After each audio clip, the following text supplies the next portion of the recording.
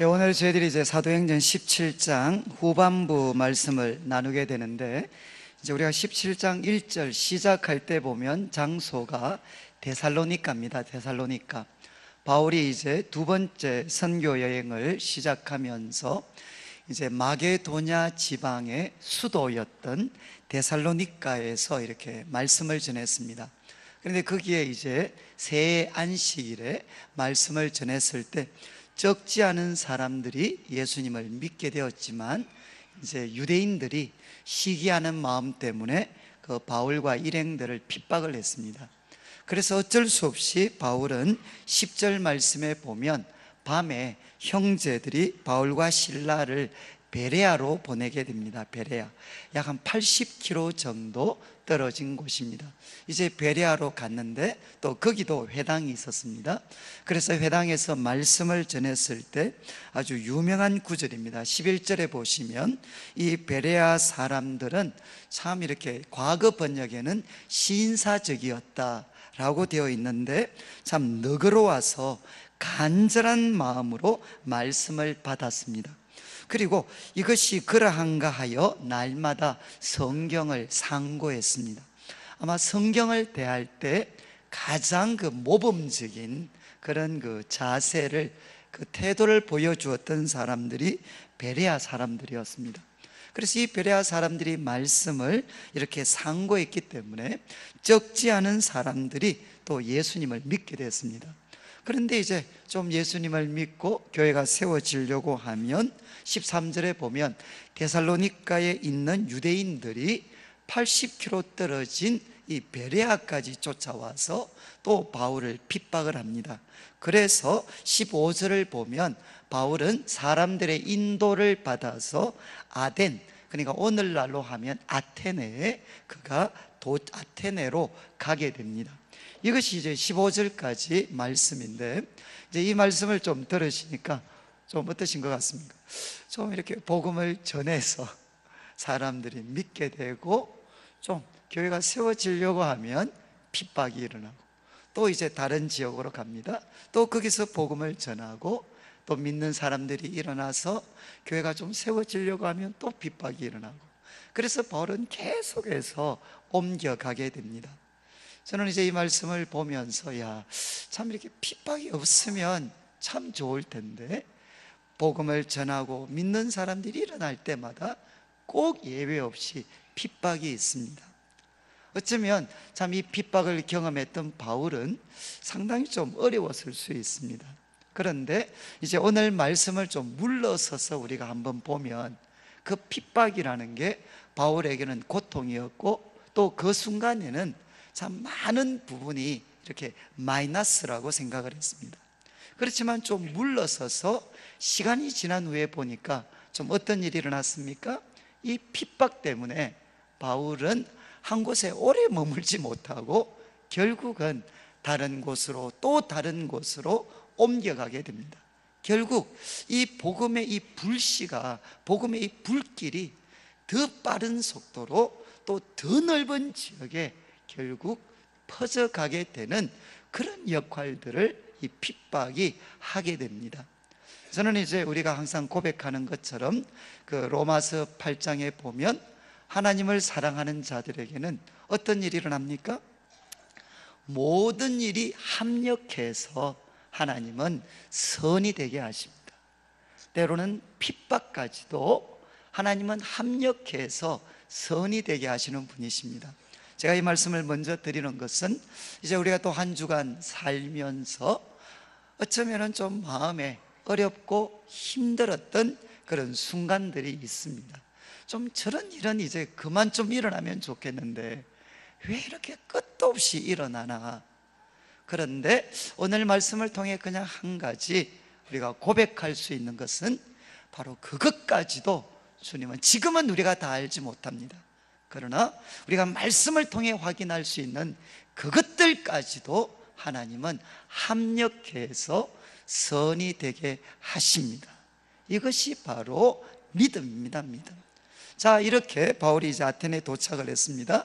그런데 16절 보시면 바울이 아테네에서 이제 실라와 디모데를 기다리고 있었습니다. 그런데 이제 기다리면서 그 아테네를 좀 다녀보니까 그 성에 우상이 가득한 것을 보고 마음에 격분을 하게 됩니다.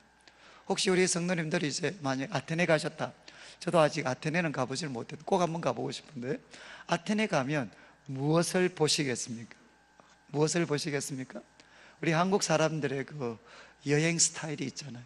요즘은 좀 달라지지만 제국주의적 정복 방식이잖아요.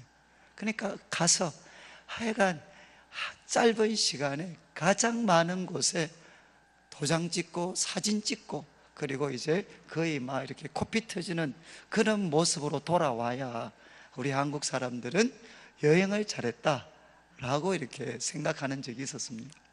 아마 가셨으면 아테네 얼마나 볼 게 많았겠어요. 뭐 파르테논 신전에다가 아크로폴리스에다가 얼마나 유명한 그런 유적지들이 많았겠습니까? 그런데 바울은 무엇을 보았느냐? 그 성에 우상이 가득한 것을 보았습니다. 우리 성도님들 잘 아시는 것처럼 아테네는 우리 이제 인류 역사에 길이 남을 그런 도시입니다. 로마와 함께 이 아테네는 소위 그 지성들의 고향이죠. 그러니까 거기에는 소크라테스가 있었고, 또 플라톤이 있었고, 아리스토텔레스가 있었던 도시였습니다. 그러니까 고대에서 하나의 그 지성의 중심지가 이 아테네였습니다. 그런데 바울이 그곳에 가서 봤을 때 가장 안타까운 것이 뭐냐? 하나님은 그들에게 탁월한 지성을 주셨습니다. 그리고 또 그들에게 탁월한 예술적 재능을 주셨습니다. 그런데 그것을 가지고 결국 사람들은 어디 사용했느냐? 우상을 만들고 섬기는데 사용했다는 것입니다.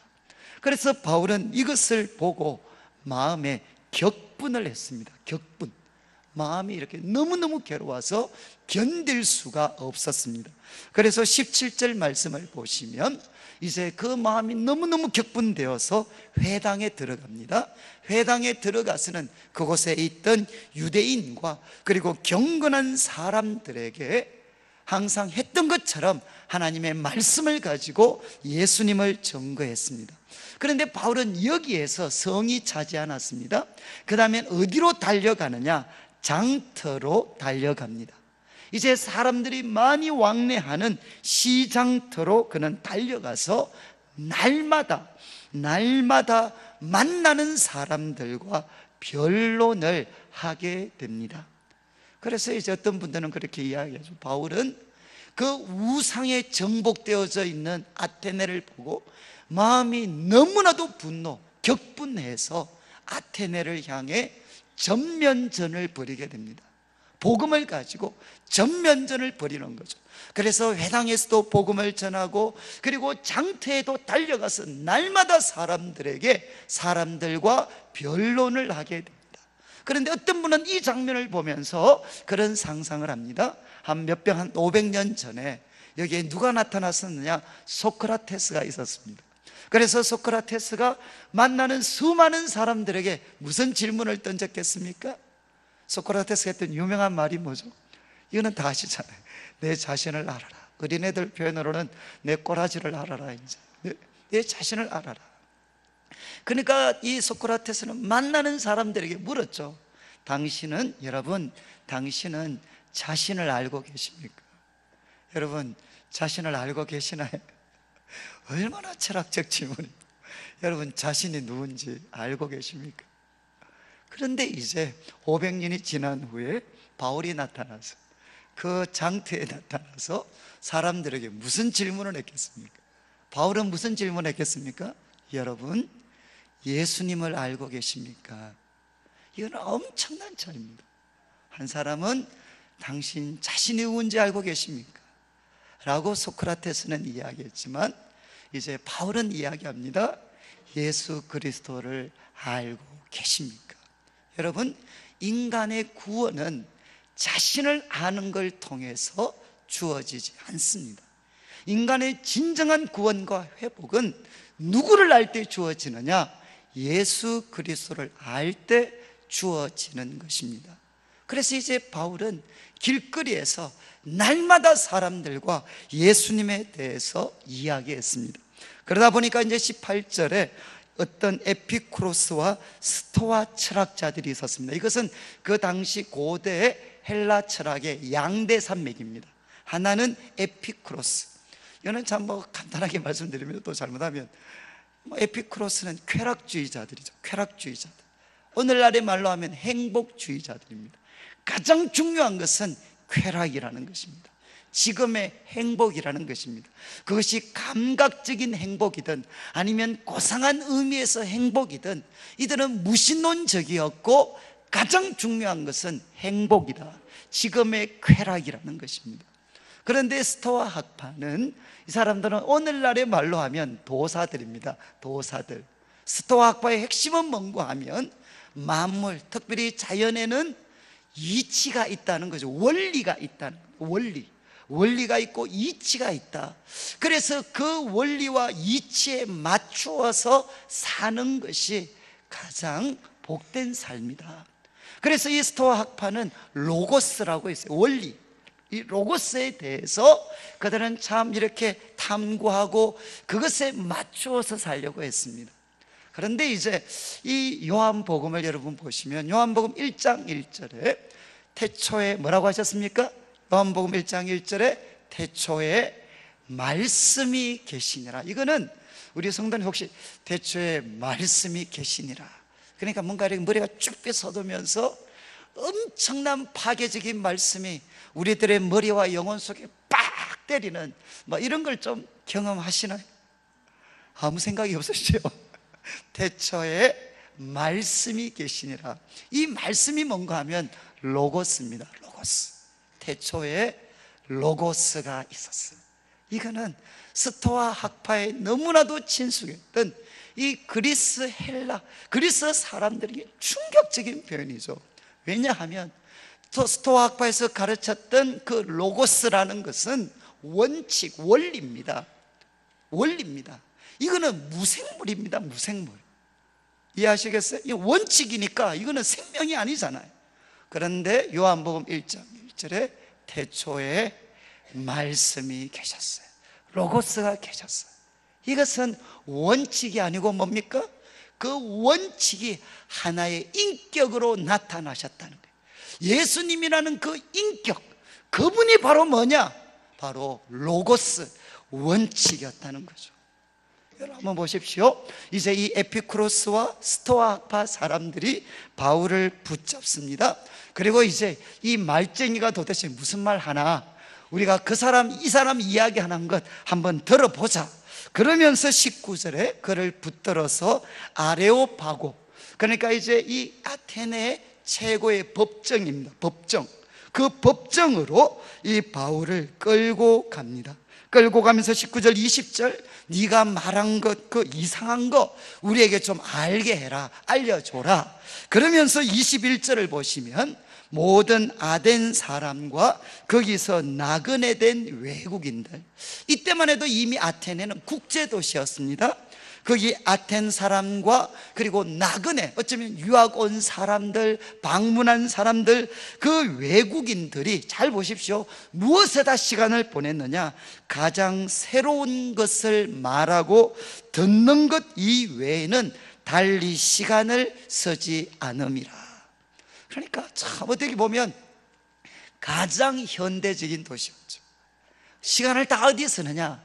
최신 정보, 최신 이론, 최신 경향, 그것이 무엇인지 듣고 배우고 이야기하는데 모든 시간을 사용했다는 겁니다. 지성의 도시답잖아요. 지성의 도시. 여기 가면 최신 유행, 최신 정보, 최신 사상, 흐름들이 이 속에 다 담겨져 있었다는, 그거 이야기하고 토론하는데 모든 시간을 다 썼다는 겁니다. 이제 그들 앞에 사도 바울이 서게 됩니다. 어쩌면 그 당시 세계에서는 가장 석학들이었겠죠. 이제 그들 앞에서 바울이 설교를 하는데 22절, 바울이 아레오파고 가운데 서서 이렇게 설교를 시작합니다. 아덴 사람들아, 너희를 보니 범사에 종교심이 많다. 정말 너희들은 종교적이다. 그러면서 23절 예를 듭니다. 내가 이 아테네를 두루 다녔는데 두루 다니면서 너희가 위하는 것들, 너희가 이제 제사 드리고 경배하는 그런 것들을 내가 세심히 이렇게 봤다는 겁니다. 보다가 무엇을 찾았느냐? 어떤 단을 보니까 그 단에다가 이름이 쓰여져 있는데 그 신이 누군가 하면 알지 못하는 신, unknown God. 그냥 지금 이렇게 제단을 쌓아놓고 섬기는데 그 제단에서 섬김을 받는 신을 뭐라고 표현했느냐? unknown God, 알지 못하는 신. 알지 못하는 신이라고 이름을 걸어놓고 거기에다가 제사를 드리고 있더라는 겁니다. 그래서 바울이 이런 이야기합니다. 23절 마지막, 그러니까 그런즉 너희가 알지 못하고 위하는 그것을 내가 너희에게 알게 하리라. 너희는 지금 섬기기는 섬기는데 종교심이 많으니까 섬기기는 섬기는데 그 섬기는 대상이 누군지 모른다는 거죠. 그런데 너희가 섬기는 그 대상, 진정한 대상이 누군지 내가 너희들에게 알려주겠다는 겁니다. 저는 정말 저도 한번 이런 말 한번 해보고 싶어요. 쫙 깔아놓고 너희들, 여러분들 알지 못하는 거 제가 한 수 가르쳐 주겠습니다. 우리 성도님들 좀 밖에 나가셔서 이렇게 아무리 석박사 따면 뭐합니까? 모르는 거 많습니다. 그분들에게 당신들 알지 못하는 거 내가 한 수 가르쳐 주겠습니다. 바울이 지금 이렇게 표현을 했습니다. 그러면서 이제 24절부터 하나님에 대해서 그가 가르칩니다. 하나님에 대해서 5가지를 이야기하게 되는데 24절 보십시오. 우주와 그 가운데 있는 만물을 지으신 하나님께서는 천지의 주제시다. 하늘과 땅을 다스리시는 분이시다. 성도님들, 하나님은 누구십니까? 하나님은 누구십니까? 인간이 만들어낸 관념이 아닙니다. 하나님은 누구시냐? 우주와 그 가운데 있는 모든 것을 창조하신 분이십니다.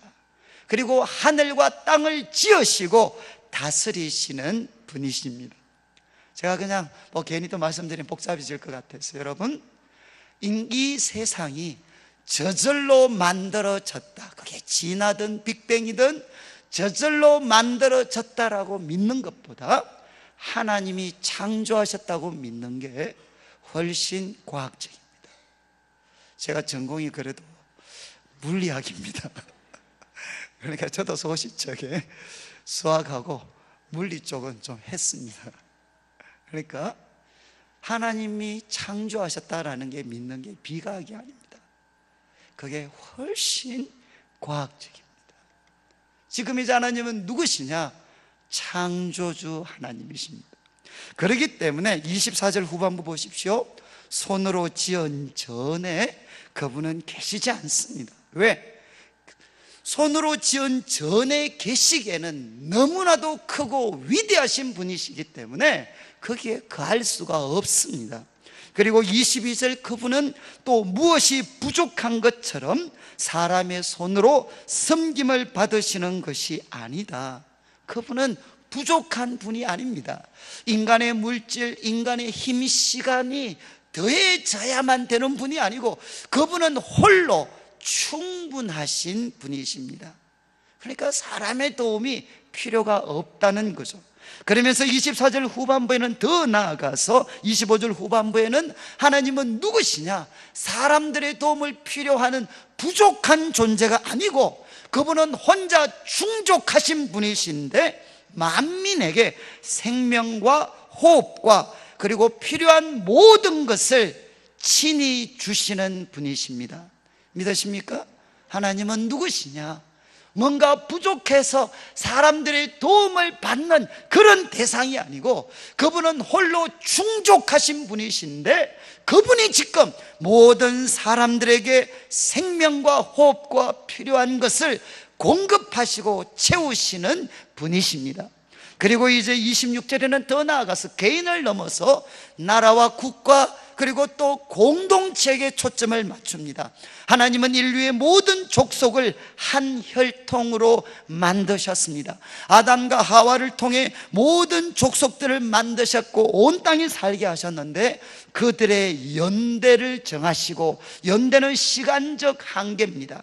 시간적인 바운더리를 주님이 정하시고, 거주의 경계, 이거는 장소, 지리적 경계입니다. 하나님께서는 모든 민족, 나라들을 향해서 시간적인 경계, 그리고 지리적인 경계를 하나님이 정해 놓으셨다는 것입니다. 사랑하는 성도님들, 이때는 로마가 세상을 정복한 것처럼 보이는 시대였는데, 바울은 그들에게 이야기합니다. 이 로마가 정복한 게 아니라 하나님께서 모든 민족에게 시간과 지리적 한계를, 경계를 하나님이 정해 놓으셨다는 겁니다. 나중에 우리 성도님들께서 다니엘서 4장을 한번 보시면 이것에 대한 가장 생생한 예가 나옵니다.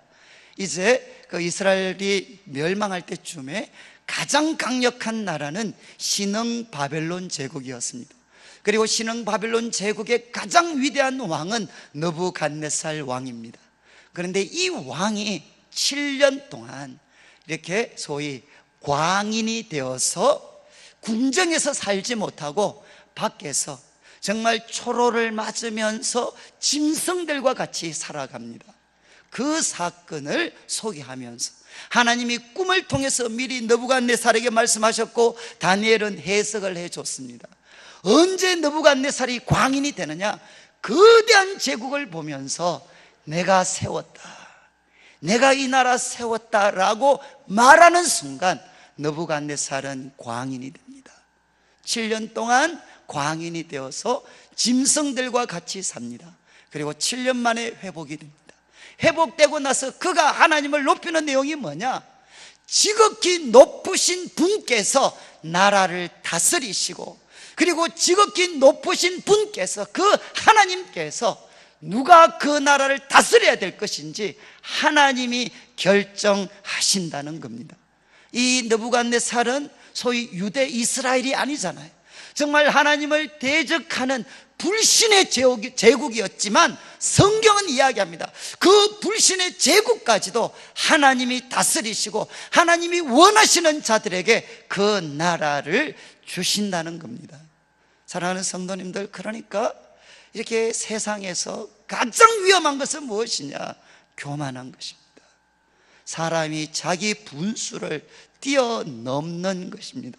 제가 자주 말씀드렸지만, 제가 영성신학을 공부하면서 이 시대의 가장 큰 문제는 무엇이냐? 하나님을, 가장 시급한 요청은 무엇이냐? 하나님을 하나님 되게 하는 것입니다. 이 시대의 가장 큰 문제는 뭐냐? Let man be God. 사람을 하나님처럼 섬기고, Let God, 하나님을 be man, 사람처럼 만들어버린 것이 이 시대의 가장 본질적인 문제입니다. 성도님들, 이제 바울은 이야기했습니다. 하나님은 이 역사를 주관하시는 분이십니다. 그러면서 27절, 그렇게 하신 것은 사람으로 혹 하나님을 더듬어 찾아 발견하게 하려 하십니다. 그런데 하나님은 우리 각 사람에게서 멀리 계시지 않습니다. 그래서 29절을 보시면, 28절을 보시면, 28절에서 바울은 아마 그의 설교 가운데 처음입니다. 처음이자 마지막일 수 있는데, 이 아주 독특하게 이 다른 글을 인용을 하게 됩니다. 그래서 먼저는 28절 말씀을 보시면 에피메네스라는 그 6세기 시인의 글을 인용하면서 뭐라고 이야기하느냐? 우리가 그를 힘입어 살며 존재한, 그를 힘입어 살며 기동하며 존재하느니라. 이제 너희 철학자 시인이 이야기했지 않느냐? 우리가 그를 힘입어서 살고 움직이고 존재한다. 또 너희 시인 중에 한 사람이 이야기했지 않느냐? 우리는 그분의 소생이다. 이 어떤 말을 한 사람은 아라투스라는 시인이었습니다. 이 두 사람의 글을 인용하면서 29절 바울이 이야기합니다. 이와 같이 너희는 누구냐? 하나님의 소생이라는 것입니다. 다른 말로 하면 하나님은 누구시냐? 우리의 창조주시고 우리의 아버지십니다. 그분은 살아계신 분이시기 때문에 29절 마지막 그분을 금이나 은이나 돌에다가 사람의 기술과 고안으로 새긴 것처럼 여겨서는 안 된다는 것입니다. 하나님을 우상처럼 취급해서는 안 된다는 것입니다. 자, 이제 바울은 지금까지 네 가지 말씀을 했습니다. 하나님은 누구신가? 그분은 창조주 하나님이십니다. 그리고 하나님은 누구신가? 그분은 홀로 충족하시고 만민에게 생명과 호흡과 필요한 모든 것을 공급해 주시는 분이십니다. 그리고 그분은 누구시냐? 각 공동체와 나라를 향해 시간적인 그리고 장소적인 한계와 그 테두리를 치시는 역사를 주관하시는 분이십니다. 그리고 하나님은 누구시냐? 우리의 아버지가 되시는 분이십니다. 그러면서 30절, 알지 못하던 시대는 하나님이 간과하셨습니다. 그냥 넘어가 줬다는 거죠. 그러나 이제는 어디든지 각 사람에게 다 명하사 회개하라 하셨다. 하나님은 이제 바울과 같은 사람을 보내셔서 그들에게 도전하십니다. 한마디로 회개하라는 겁니다. 회개는 무슨 뜻입니까? 살아계시고 참되신 하나님, 우상을 섬기고 숭배하는 삶에서 떠나서 돌아서서 살아계시고 참되신 하나님을 섬기는 삶으로 바꾸라는 것입니다. 하나님께 돌아오라는 겁니다. 그러면서 31절, 일이 시급한 것은 이는 정하신 사람으로 하여금 천하를 공의로 심판할 날을 작정하셨습니다. 하나님은 이제 누구신가? 마지막 다섯 번째 바울은 이야기합니다. 그분은 심판장이십니다. 오늘도 우리가 사도신경에서 고백한 것처럼 산자와 죽은 자를 심판하시는 분이십니다. 죽음이 끝이 아니라는 거죠. 정말 하나님께서 심판하신다라는 것의 증거가 뭔가 하면 31절 후반부, 이에 그를 죽은 자 가운데서 다시 살리신 것으로 모든 사람에게 믿을 만한 증거를 주셨습니다. 성도님들, 산자와 죽은 자의 심판이 있다라는 명백한 증거가 뭐냐? 예수님의 부활이라는 것입니다. 성도님들이, 예수님의 부활은 믿음을 가진 사람들에게는 엄청난 소망이지만 믿음을 갖지 않고 하나님을 모른다는 사람들에게는 가장 두려운 말씀입니다. 죽음이 끝이 아닙니다. 성도님들 믿으십니까? 죽음은 끝이 아닙니다. 이것이 예수 그리스도를 믿는 사람에게는 소망이지만 예수 그리스도를 믿지 않고 하나님 없이 살아가는 자들에게는 가장 무서운 말씀이 무엇이냐? 죽음은 끝이 아닙니다.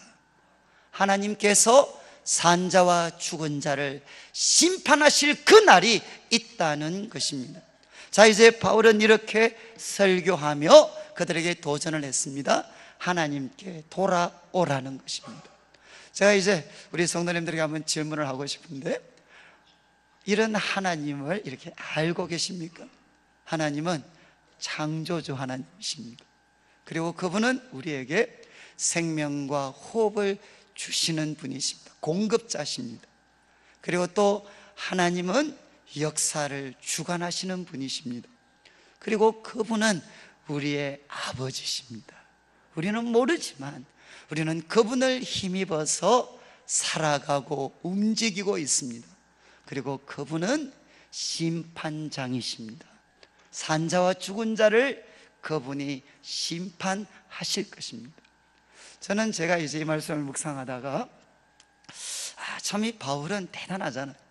그 세계적인 석학들 앞에서 너희가 모르는 것 내가 알게 하겠다, 이렇게 이야기했잖아요. 과연 나는 그렇게 이야기할 수 있을까? 저는 이제 제가 이렇게 돌아보면 저는 그 모태신앙입니다. 저는 모태신앙이었고, 그리고 태어나면서부터 교회를 다녔습니다. 그리고 교회를 떠난 적이 없습니다. 그리고 어쩌면 교회에서 모범생으로 컸습니다. 성경도 열심히 공부했고, 주일 빼먹은 적은 없는 것 같아요. 열심히. 그리고 또 교회에서 모든 요직들을 두루 섭렵을 했기 때문에 자타가 공인하는 열성당원이었습니다. 그런데 저는 그렇게 교회를 열심히 다녔지만 제일 힘들었던 게 뭔가 하면 이런 질문이잖아요. 지금 죽어도 천국 갈 수 있다고 믿는 사람 손 들어 보십시오. 그러면 이게 손이 잘 안 올라가요. 왜냐하면 죽어봐야 알지. 그리고 이렇게 우물쭈물하고 있으면 또 전도사님, 부목사님들이 돌아다니면서 인상을 막 쓰면 무서워서 손을 들어줬어요. 근데 저는 이 태어날 때부터 하나님에 대해서 들었는데 하나님이라고 부르면 그분이 느껴지질 않았어요. 정말 믿으려고 내 자신을 끊임없이 세뇌를 시켰지, 정말 그분이 살아계신 분이시다, 이걸 저는 알지를 못했어요. 그래서 제가 가끔 이제 기도를 하면, 마치 기도를 하면 어떤 기분이냐, 하나님과 저 사이에 누구도 깨트릴 수 없는 두꺼운 벽이 하나님과 저 사이를 막고 있는 것 같았어요. 그래서 목 놓아서 막 이렇게 부르짖지만 저의 기도 소리가 그 벽을 통과하지 못하는 것 같았어요.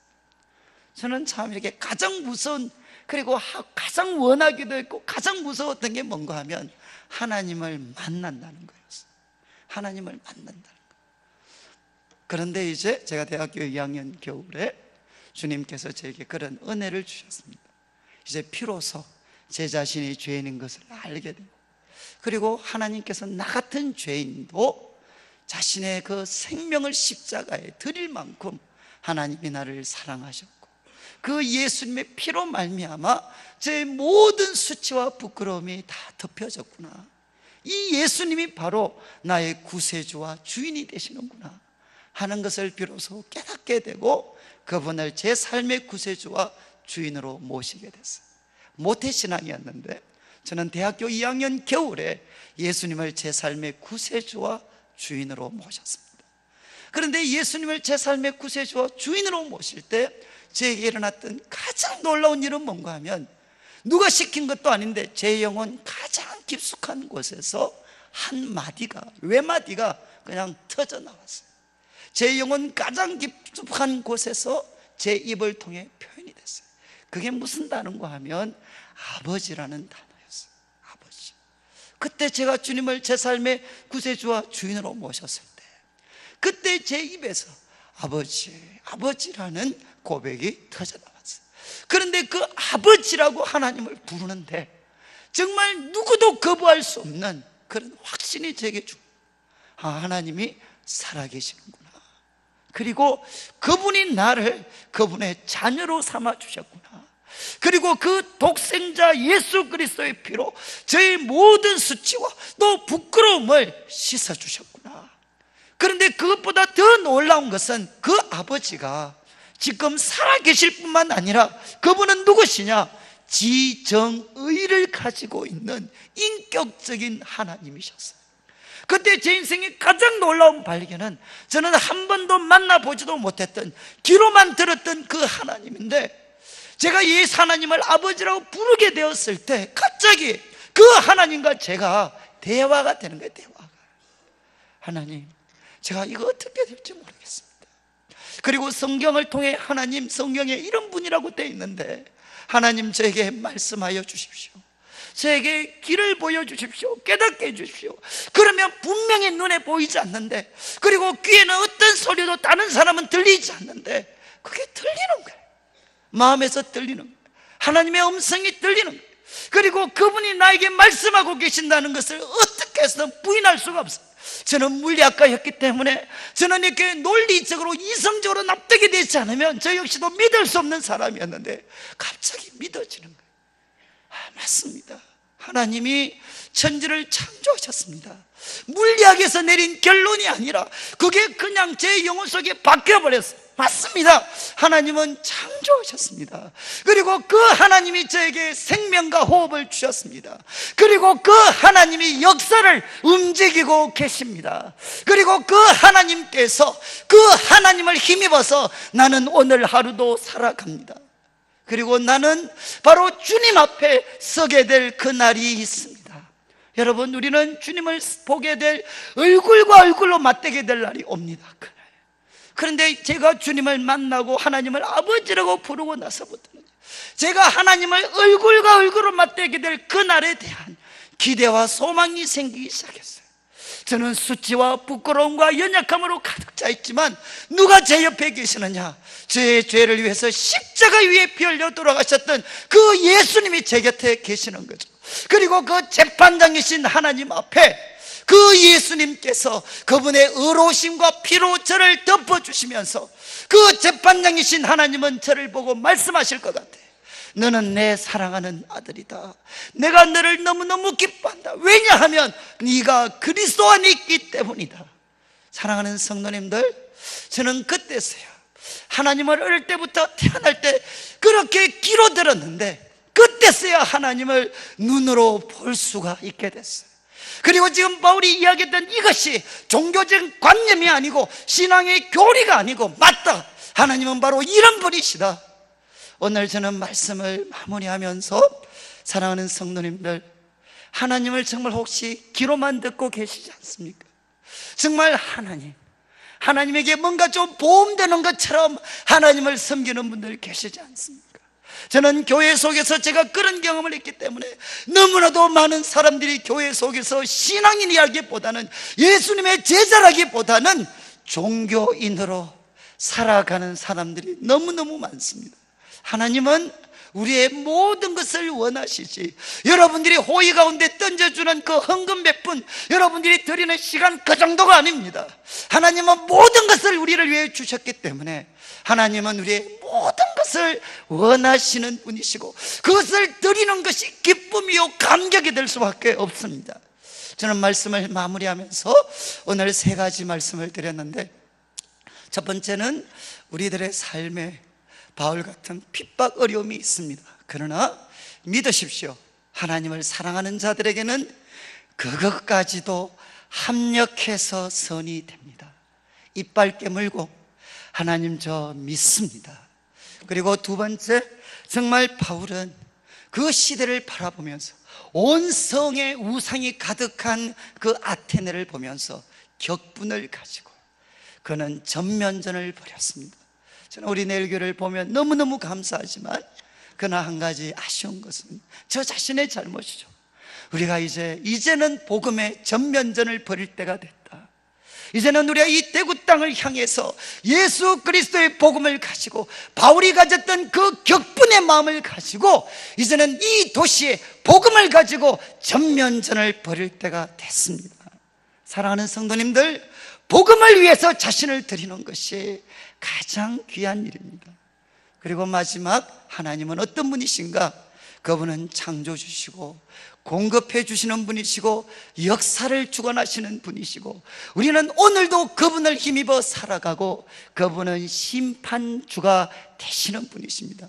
저는 이분에게 돌아오셨으면 좋겠어요. 이분에게 모든 것 맡기고 이분에게 믿고 이분을 믿고 의지하는 우리 성도님들 되셨으면 좋겠습니다.